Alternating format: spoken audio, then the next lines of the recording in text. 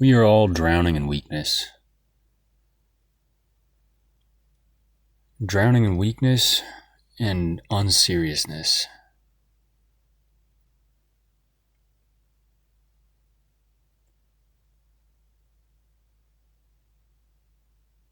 People are desperate for a real leader, and you see it in the way that they interact with politics and politicians. There are really no great leaders or great men in politics. But there would need to be one. There would need to be a once-in-a-lifetime leader to change anything. Reading history is such an antidote to everything that we're told growing up, everything that we're educated. Reading history is the antidote to secularism, and it only takes a very small dose to rid yourself of that.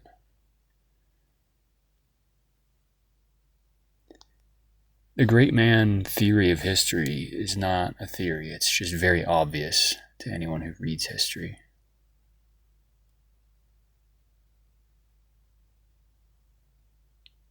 There are rarely, every once in a while, a very small handful of great men, maybe once in a lifetime. And there's the rest of us.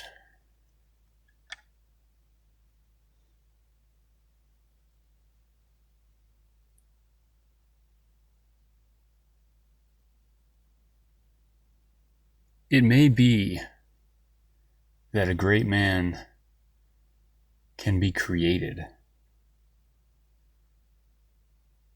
by the dire situation that he's in, and simply just by seeing that there is no one else. I think about that a lot. I do think a lot of the great men in history, some are not like that. Some are like Alexander the Great, who from the very beginning always believed that he was going to be a great conqueror and knew that he was going to be. There's never any doubt. But in other cases,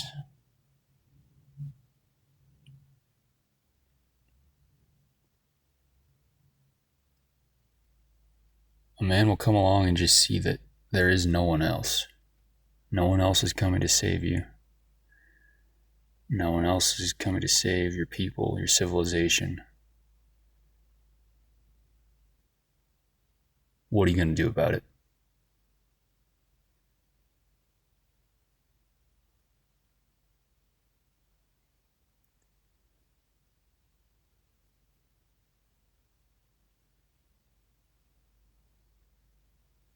It might be that you need many great men to build anything or to do anything significant. But most importantly, you need one who has the will, the sheer will, to create something out of nothing or to resist the overwhelming force that might be against him.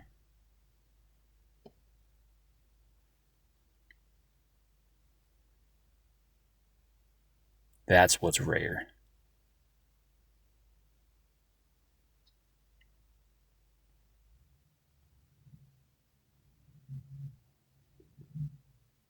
I'll make a prediction. I think in my lifetime,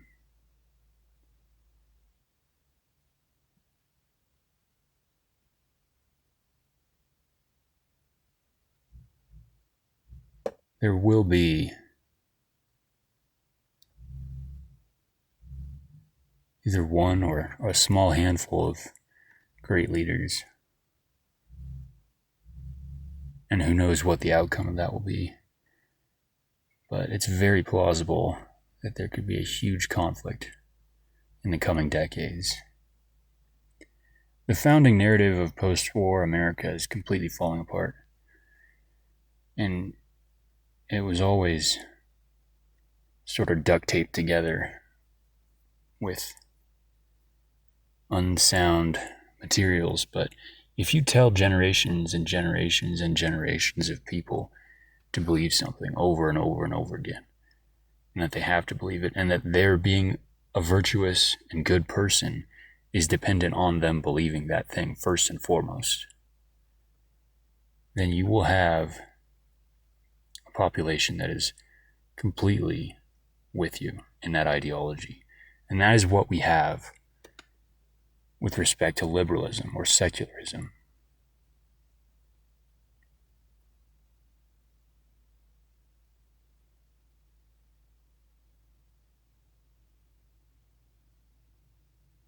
It's clear to me that the average person is not particularly interested in freedom, is not particularly interested in what is good or what is just.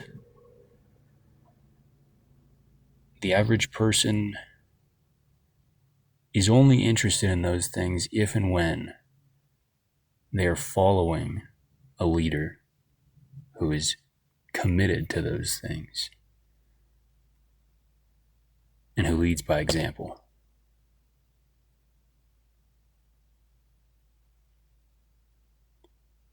In the West, we're taught that people are basically equal, and that people are basically a blank slate. Those claims are both obviously not true to anyone who has eyes. You can only believe them if you've been forced to believe them your whole life.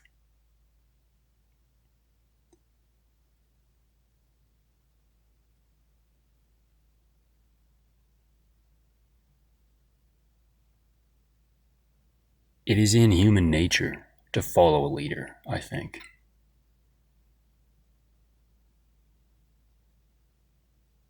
And it is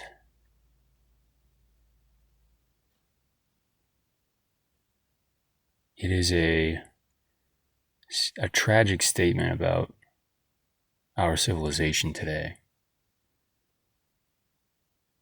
that we are so leaderless, and it explains so much.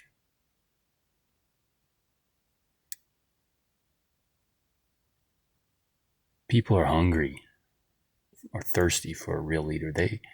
You can tell. I mean, if someone came along who was really compelling, people would be so quick to follow them. There just isn't a compelling leader, though. I mean, people get riled up about this political candidate or that one, but in the grand scheme of history,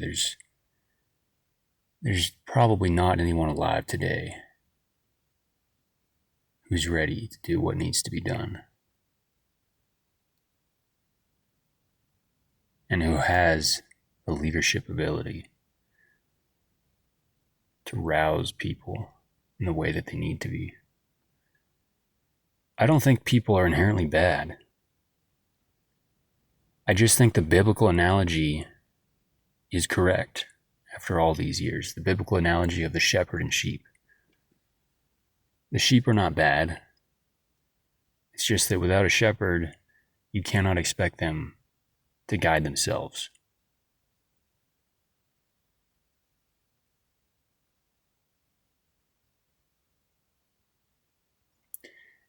And it's part of the indoctrination that we've all received to believe that a leader must inherently be oppressive or harsh.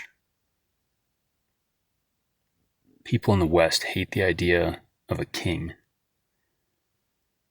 while the ones that haven't read history hate the idea of a king. They've been led to believe that democracy is an inherent good.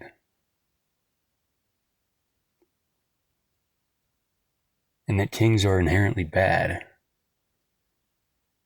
because of some kind of, anti-masculine or anti... There's a deep-rooted idea in liberalism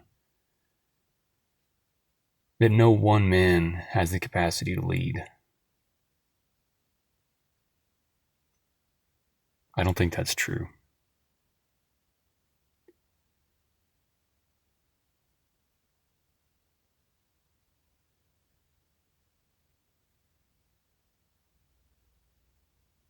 There's like a fear. It's like a fear has been instilled in all of us growing up to fear the dictator. And that's the word that's used. A dictator is just a king, but with a negative connotation.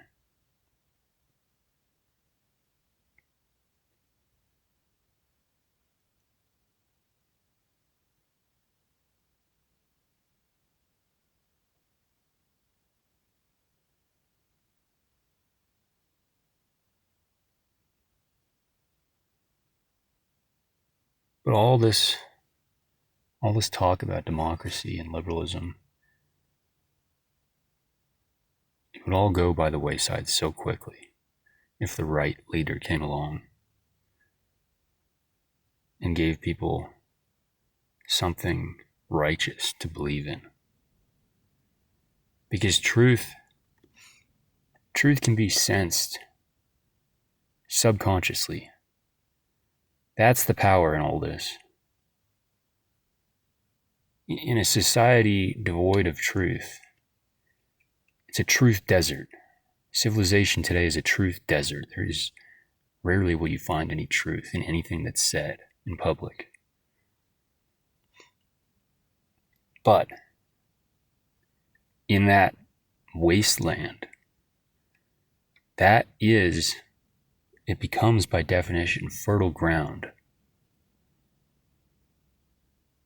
for someone who does say the truth to come along and arouse support.